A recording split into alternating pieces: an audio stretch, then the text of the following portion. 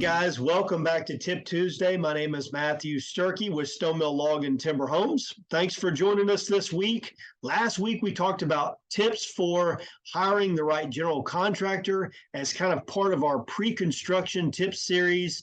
This week we're going to stay in pre-construction and talk about developing or creating a timeline.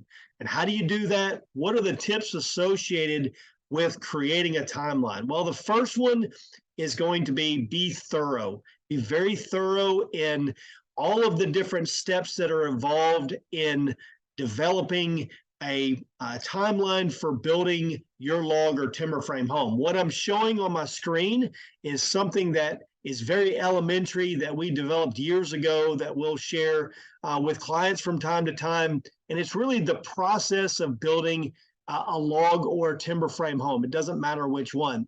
And it just goes through some of the different steps along the journey of building a home. And so what I would encourage you to do is be thinking about when you want to be in the home, when you want to move in. That move-in date, while it seems like a long way away, is a critical time frame and date because you want to back into all of that. So if I want to be in my new home at the end of 2024 and I want to celebrate Christmas in 2024 in my new home, then I'm going to back into that date, typically about 8 to 12 months for the average building time frame. And then I'm going to figure out all the different things that I need to accomplish between now and when we break ground. So I've got to do estimating, I've got to do design work, I've got to do permitting, I've got to do financing.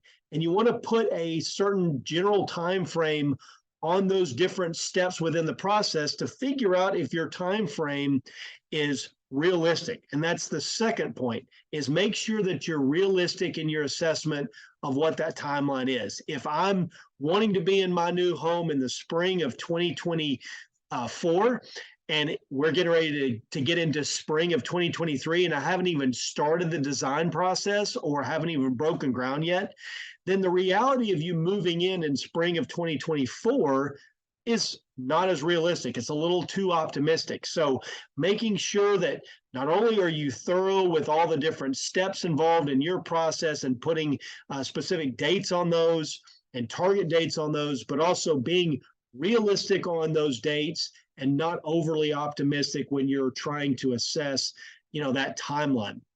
And then the third thing and the third tip is to make sure to manage and monitor your time frame. If you miss a very important target date and you need to make adjustments to that schedule along the way, because if you miss a date, you've typically got to make up for it somewhere else, or the rest of that timeline is pushed back. So those are really the three tips for developing a timeline. Be thorough, meaning make sure every step in the process is covered. Be very realistic in your assessment of your time frame, and then also keep an eye on it, track it, manage it, and monitor it along the way so that you can make adjustments as you go through the design build process.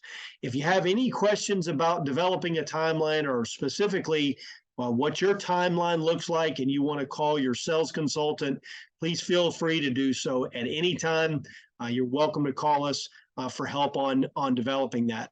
We appreciate you joining us for Tip Tuesday. We hope you join us for more Tip Tuesday next week. Until then, as always, stay safe and healthy and take care. We look forward to seeing you next week.